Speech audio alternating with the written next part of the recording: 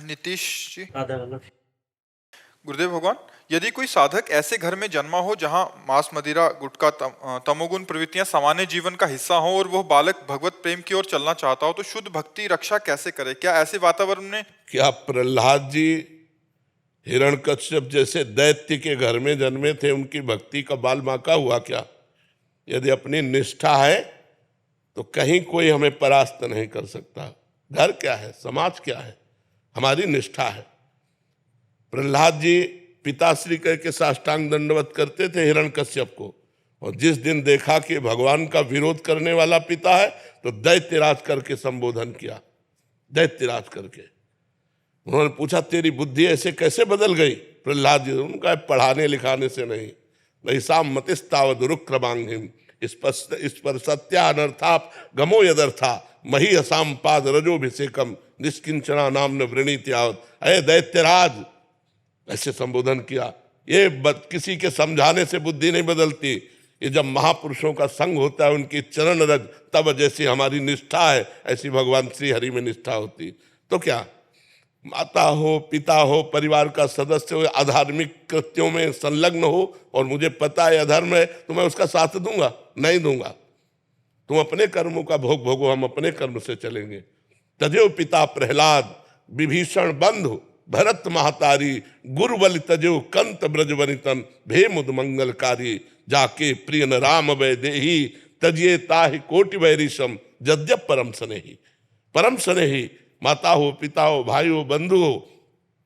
देखो विभीषण जी ने रावण का त्याग कर दिया, भाई है।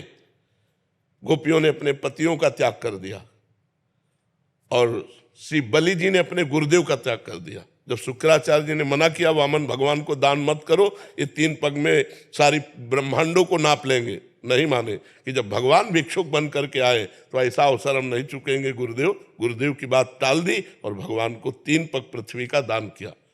प्रहलाद जी ने पिता का त्याग कर दिया, भरत जी ने माँ का। भरत जैसे जिसके पावन पुत्र हैं, जब भरत जी ननिहाल से आए तो कैकेयी जी मुस्कुराती हुई मिली, तो उनका माँ हमने तो सुना बड़ा अमंगल हो गया, पिता पधार गए और तुम मुस्कुरा रहे हो, भगवान राम वनवास चले गए। तो उनका बेटा तुम्हारे सुख के लिए मैंने वरदान मांगा कि राम को 14 वर्ष का वनवास और भरत को राजगद्दी। उनका पापिनी प्राणों से अलग करके देह को सुख देना चाहती। भगवान राम हमारे प्राण हैं और उनको 14 वर्ष का तू वनवास देकर मुझे सुखी देखना चाहते? जा, आज के बाद कभी मां नहीं कहेंगे। पूरा जीवन हो गया भरत जी ने कभी कैकेयी जी को मां नहीं कहा।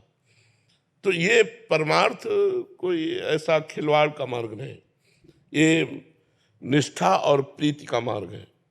भरत जी पूरा जीवन हो गया मां नहीं कहा, तो जब राम जी 14 वर्ष वनवास के बाद आए तो कैकेयी जी के महल में गए।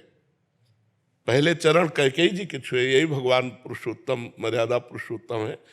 कैकेयी जी ने कहा, बेटा मैं एक बात मांगती हूं, मुझे पता है कि शायद ये बात पूरी ना हो, एक बार भरत मां कह दे और तुम कह दोगे तो भरत कभी टालेगा नहीं। भगवान कहने ही जा रहे थे, जब सूचना मिली तो भरत जी ने कहा, मैं भगवान की आज्ञा को टाल नहीं सकता, कैकेयी को मां नहीं कह सकता, ऐसी स्थिति में मैं अपने प्राण त्याग सकता हूं। भगवान राम ने नहीं कहा।